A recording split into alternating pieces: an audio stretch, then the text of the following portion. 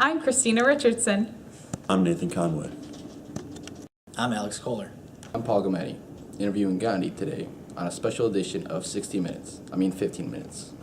Well, Gandhi, thank you so much for being here today. We'd like to talk to you a little bit about your role as a leader in your time. So first and foremost, can you touch a little bit on your upbringing and what led to your ideologies of nonviolent resistance? Well, sure. Well, first of all, thanks for having me here today. As a young man, I went to university in London to study law.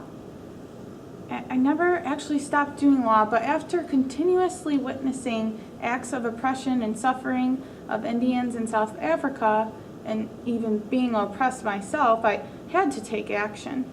I saw that in 1857 the violent Indian Revolution failed, so as I began a new revolution, I focused on peaceful efforts. The term that people use to refer to my actions is satyagraha, which means truth and firmness, or as many people call it, just passive resistance. All my efforts so far have been built on this concept. Can you talk a little bit more about what was going on in India at the time and why there was such a need for a leadership role? Yeah, the situation was very bad in India at the time. India had been under British rule for centuries, and there was much disease and poverty, and the Indian people lacked a way to resist British rule. The British had control over all aspects of Indian life. They told the people which crops they could grow and what industries they could work in, and they also had laws in place that allowed the British to use violence to prevent any rebellions.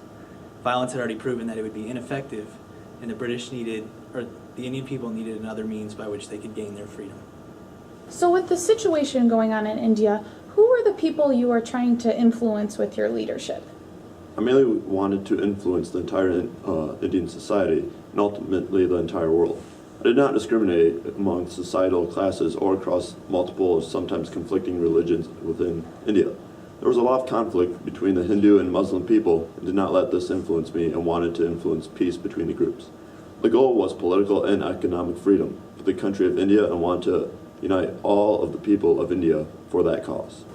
Thank you so much for giving us a little overview of you as a leader, the situation in India, and the followers. We'll be back shortly with more on Gandhi.